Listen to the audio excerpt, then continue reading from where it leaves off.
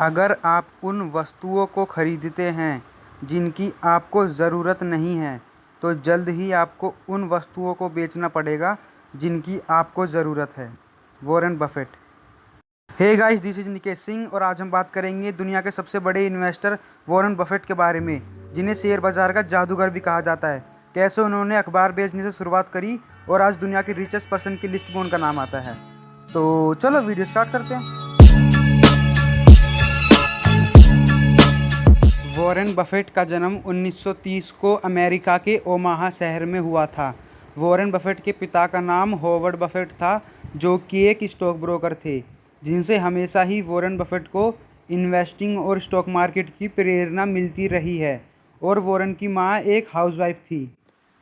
जब Warren Buffett का जन्म हुआ था, यानी कि 1930 में, उस समय ग्रेट डिप्रेशन चल रहा था, जिसका प्रभाव उनकी फैमिली पर भी पड़ा था, जिसकी वजह से उनकी फैमिली को काफ़ी परेशानियों का सामना करना पड़ा। वॉरेन ने बचपन में अपने माँ बाप को काफ़ी परेशानियों का सामना करते देखा है, काफ़ी गरीबी का सामना करते देखा है।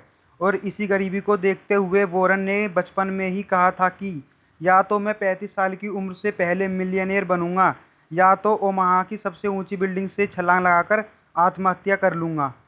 जब वॉरेन बफेट 10 साल के थे और जहां उनकी उम्र के बच्चे खेलना कूदना पसंद करते थे, वहीं वॉरेन को किताबें पढ़ना, छोटे मोटे बिजनेसेस को करने में मज़ा आता था। और उस समय के दौरान उन्होंने एक किताब पढ़ी थी जिसका नाम था 1000 वेज टू मेक $1000। और उसमें एक तरीका था जो वॉरेन को काफ़ी पसंद आया था, वो था पिनबॉल मशीन का। आइडिया ये था कि आप पिनबॉल मशीन लगाकर भी पैसे कमा सकते हो, और जो प्रॉफिट होगा उसे खर्च करने के बजाय रीइन्वेस्ट करके और प्रॉफिट कमाया जाए। और वॉरेन छोटी सी उम्र में ही कैलकुलेशन करने लग गए कि उन्हें एक मशीन खरीदने में कितना समय लगेगा और पैसे लगेंगे, और उस मशीन के प्रॉफिट से दूसरी मशीन को खरीदने में कितना समय और पैसे लगेंगे। फिर वॉरेन ने एक पिनबॉल मशीन खरीदी और उसे एक नाई की दुकान में रख दिया, ताकि जो लोग वेटिंग में होंगे वो उससे टाइम पास करने के लिए खेल सके। जैसे जैसे वॉरेन को प्रॉफिट मिलता गया, वो प्रॉफिट को रीइन्वेस्ट करते गए, मतलब और ज़्यादा मशीन खरीदते गए और अलग अलग नाई की दुकानों में रखते गए। और इसी तरह वॉरेन ने अपने बिजनेस को $1200 में बेचकर अपनी बिजनेस स्किल्स का नमूना दिखाया। उन्होंने और भी अलग अलग काम किए, जैसे घर घर जाकर न्यूज़पेपर डिलीवर करना, घर घर जाकर कोको कोला बेचना, मैगजीन बेचना और च्युइंगम बेचना, वगैरह वगैरह। और उन्हें बचपन में ही इस पैसे कमाने की गेम में मज़ा आने लगा था। उन्होंने अपना पहला शेयर 11 साल की उम्र में अपनी सिस्टर के साथ पार्टनरशिप में खरीदा था, जिसका प्राइस $40 था। और कुछ समय बाद उस शेयर का प्राइस $40 से गिरकर $38 हो गया। और फिर वॉरेन ने अपनी सिस्टर के दबाव में आकर उस शेयर को $2 के नुकसान पर $38 में बेच दिया, जिसके बाद वॉरेन को काफ़ी ज़्यादा रिग्रेट हुआ, क्योंकि वही शेयर बाद में $200 तक पहुंच गया था। और वहाँ से उन्होंने एक लाइफ लेसन सीखा, never mix your emotions with market, patience is very important. College के समय तक आते आते वॉरेन ने अपने पैसों से 40 एकड़ ज़मीन खरीदी थी, और कॉलेज ख़त्म होते होते उनके पास $9800 की सेविंग जमा हो चुकी थी। वॉरेन बफेट ने पोस्ट ग्रेजुएशन के लिए हार्वर्ड बिजनेस स्कूल में अप्लाई किया था, लेकिन वहाँ से वॉरेन को रिजेक्ट कर दिया गया। फिर थोड़ी छानबीन करने के बाद वॉरेन को पता चला कि mister Benjamin Graham Columbia University में पढ़ाते हैं। तो फिर वॉरेन ने तुरंत कोलंबिया यूनिवर्सिटी में अप्लाई किया, और लकीली वॉरेन को वहाँ पर एडमिशन मिल गया। मिस्टर बेंजामिन ग्राहम को फादर ऑफ वैल्यू इन्वेस्टिंग भी कहा जाता है, और वो ऑथर भी थे द इंटेलिजेंट इन्वेस्टर बुक के, जिस बुक को वॉरेन बफेट ने पढ़ा था, और उन्हें ये बुक काफ़ी ज़्यादा पसंद आई थी। और वॉरेन बफेट ने मिस्टर बेंजामिन ग्राहम को अपना गुरु मान लिया था, इसलिए उन्होंने कोलंबिया यूनिवर्सिटी में एडमिशन लिया।